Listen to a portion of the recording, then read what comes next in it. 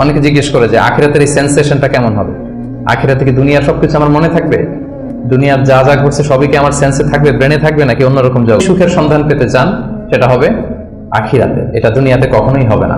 এবং কোরআনের অনেক আয়াতে আপনি এটা দেখবেন, যেমন একটা আয়াতে আছে ওয়াম্মাল্লাযীনা সুইদু ফাফিল জান্নাতি, লম্বা আয়াত। তারপর আল্লাহ বলছেন আতাআন গায়রা মাজযুদ, মানে জান্নাতে যে নিয়ামত আপনাকে দেয়া হবে এটা হচ্ছে আতা, এমন একটা রিওয়ার্ড বা এমন একটা গিফট যেটা হচ্ছে গায়রা মাজযুদ, এটা কখনো কাট আপ হবে না, আনইন্টারাপ্টেড গিভিং, কেউ ইন্টারাপ্ট করবে না এটাতে। আপনি যা চান, যেভাবে চান, যেটাতে আপনার সুখ হয়, শান্তি হয়, ওটা আসবেই।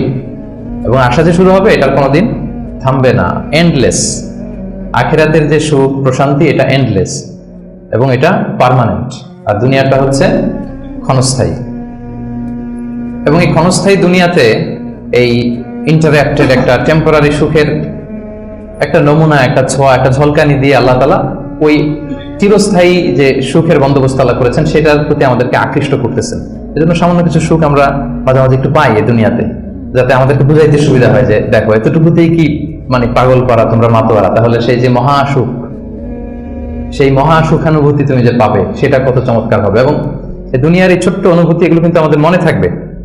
কোরআনের একটা আয়াত এটা প্রমাণ করে যে কুল্লামা রুজিকু মিনহা মিন সামারাতির রিজকা ক্বালু হাযাল্লাযী রুজিকনা মিন ক্বাবলু ওয়া উতু বিহি মুতাশাবিহা। আমরা যখন জান্নাতে যাব, আমাদেরকে জান্নাতের যখন কোনো ফল দেয়া হবে, লেটস সে অ্যাপেল দেয়া হলো খাওয়ার জন্য, এই অ্যাপেল দেখেই মানুষ বলবে এই তো আপেল তো দুনিয়াতেও খাইছে, এটা তার মানে দুনিয়াতে যে খাইছে এই সেন্স কিন্তু আমরা ভুলে যাইনি।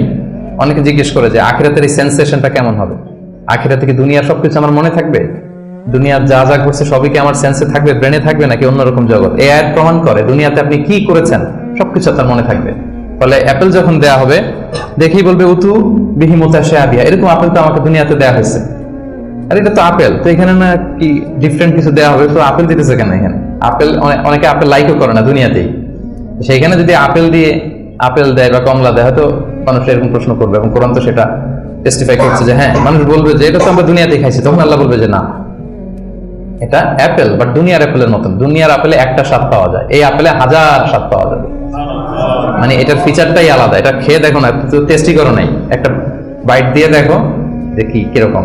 তো এই আয়াতটা আমি আনলাম এজন্য যে মানুষের সব খেয়াল থাকবে, দুনিয়াতে কি হয়েছিল, কি খাইছিল, কি করছিল, তার সব হিস্ট্রি তার মনে থাকবে।